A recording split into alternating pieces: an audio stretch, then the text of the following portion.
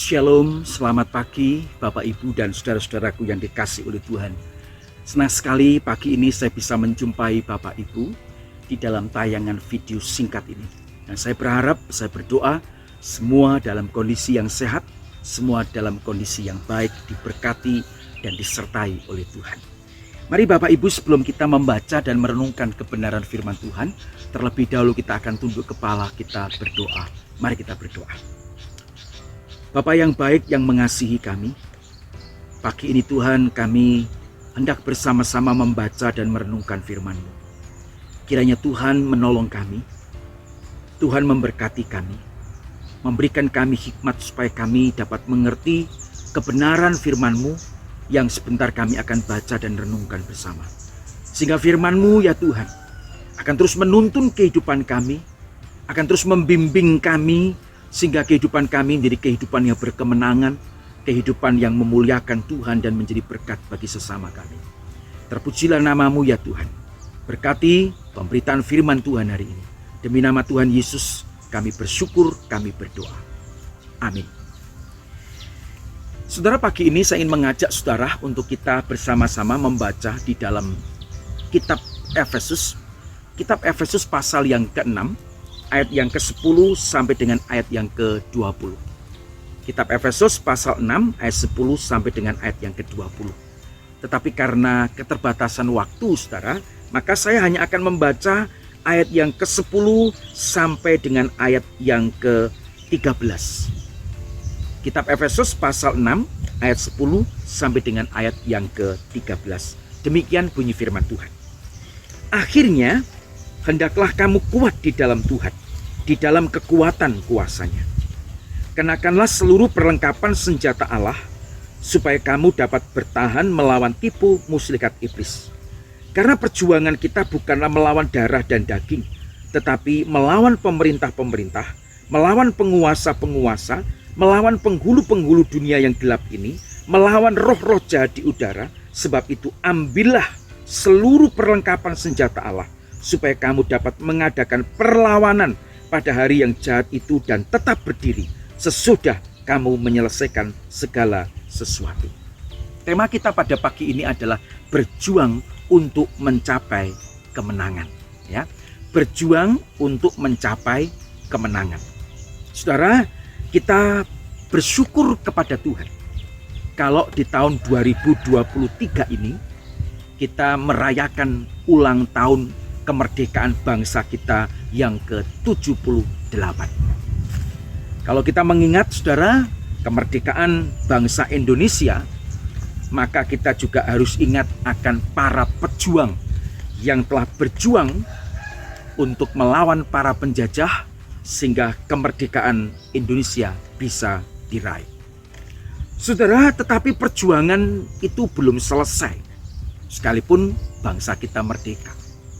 Perjuangan itu masih terus berlanjut. Artinya saudara, perjuangan kita memang bukan lagi melawan penjajah, tetapi kita sedang berjuang untuk bertahan di dalam berbagai macam kesulitan dan pergumulan hidup. Sebagai orang Kristen saudara, bukan hanya berjuang untuk hidup, tetapi kita pun sebagai orang percaya berjuang untuk mencapai kehidupan berkemenangan di dalam kerohanian iman kita. Kita berjuang melawan kesombongan kita. Kita berjuang melawan nafsu kedagingan kita. Kita berjuang mengalahkan ego kita, kecongkakan kita. Bahkan saudara, sebagai orang-orang percaya, kita pun sedang berjuang melawan tipu muslihat iblis. Di dalam Injil Lukas pasal 4 ayat 13.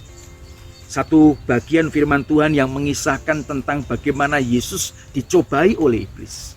Dan pada akhirnya iblis mundur dan mau meninggalkan Yesus.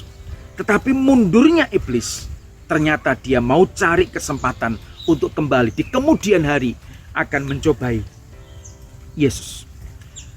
Iblis mundur untuk mencari waktu yang baik. Iblis mundur untuk mencari kesempatan yang lain untuk mencobai Yesus.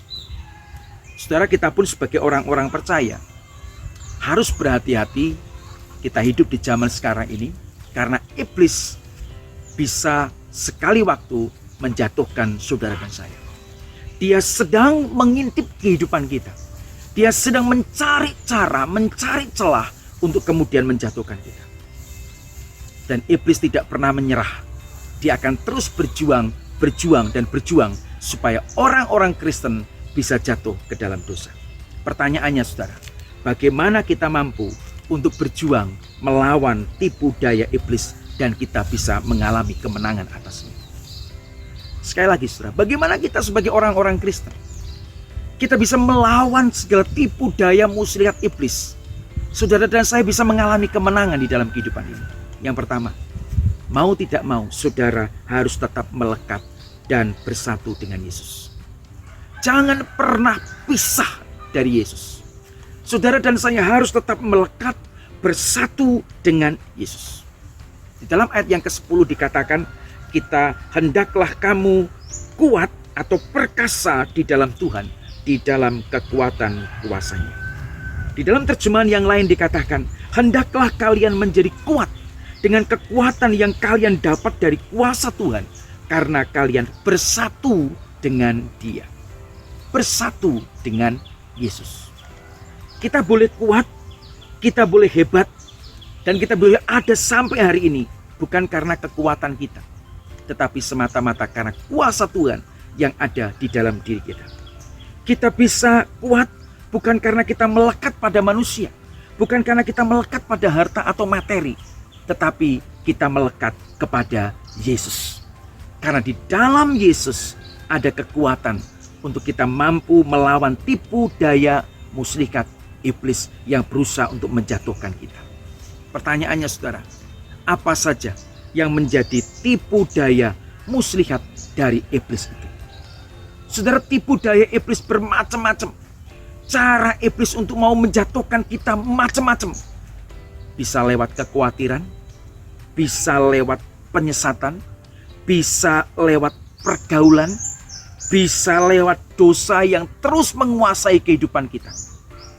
Hati-hati, iblis bisa pakai 1000 macam cara untuk menjatuhkan kita. Dan salah satu cara untuk kita mengalami kemenangan dan bisa melawan segala tipu muslihat iblis adalah kalau saudara dan saya tetap melekat dan bersatu dengan Yesus.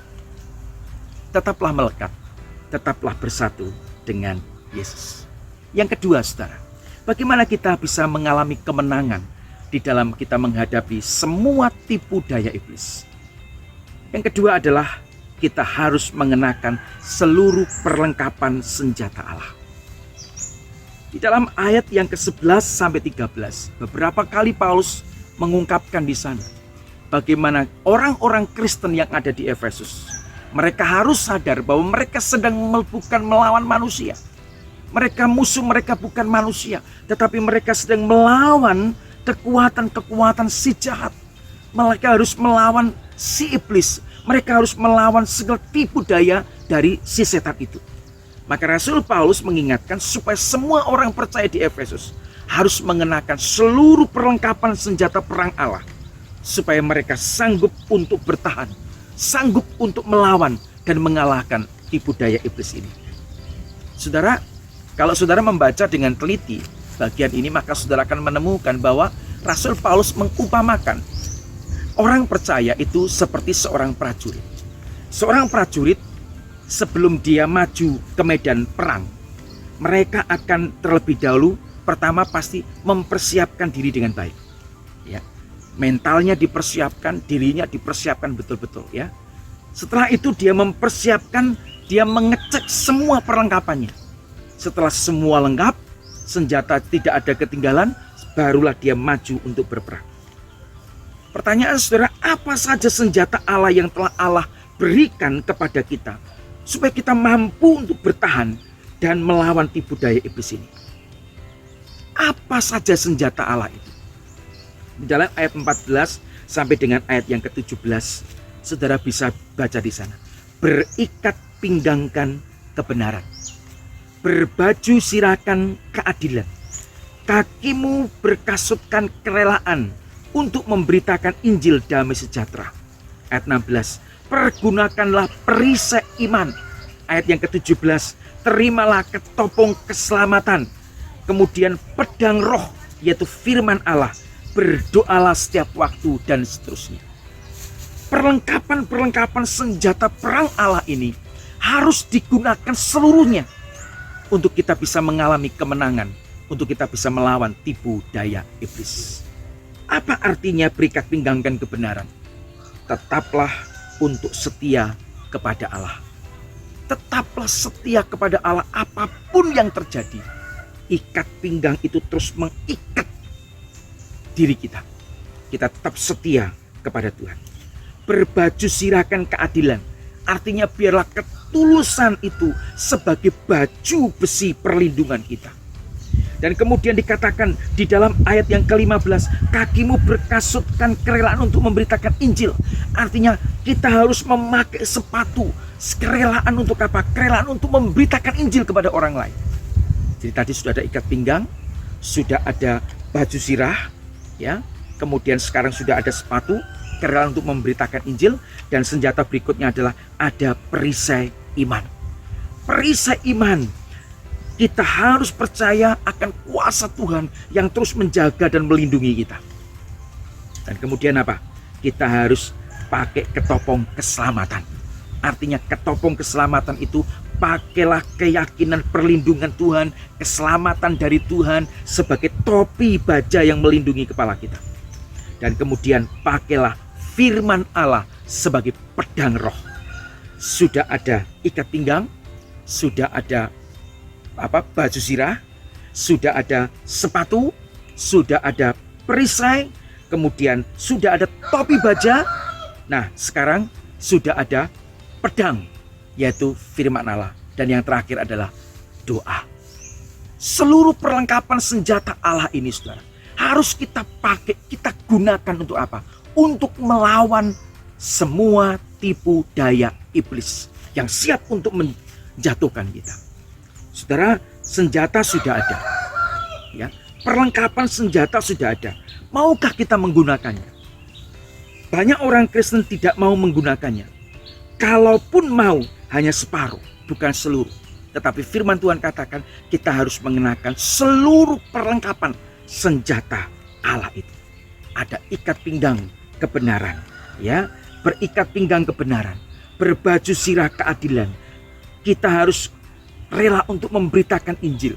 Kita punya perisai iman, kita punya ketopong keselamatan, kita punya pedang, dan kita berdoa.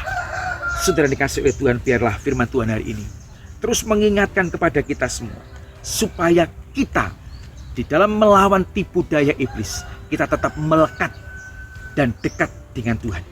Dan yang kedua, kita memakai seluruh perlengkapan senjata Allah, supaya kita beroleh kemenangan dan bisa mengalahkan tipu daya iblis. Mari kita berdoa. Bapa di surga, terima kasih untuk kebenaran firman-Mu hari ini, yang mengingatkan kepada kami kembali bahwa sesungguhnya kehidupan kami sampai hari ini adalah kehidupan yang terus berjuang. Bukannya berjuang untuk hidup, tetapi kami berjuang untuk bisa mengalahkan segala tipu daya muslihat iblis yang siap menjatuhkan kami. Hari ini Tuhan, kami bersyukur Tuhan memberikan kepada kami kesempatan untuk belajar, sehingga kami tahu hari ini bahwa kami harus dekat dengan Tuhan. Kami harus tetap melekat kepada Tuhan supaya kami mampu mengalahkan segala tipu daya iblis. Kami juga harus mengenakan seluruh perlengkapan senjata perang Allah sehingga kami bisa mengalami kemenangan itu. Tuhan, tolonglah kami. Berikan kami kekuatan untuk menjalankan kebenaran firman-Mu hari ini. Berkati setiap orang yang mendengar firman-Mu. Berkati setiap usaha pekerjaan mereka. Berkati setiap pelayanan mereka. Berkati rumah tangga mereka. Terima kasih Tuhan. Ini doa kami. Di dalam nama Tuhan Yesus Kristus, kami bersyukur, kami berdoa. Amin. Tuhan Yesus memberkati kita semua. Haleluya. Amin.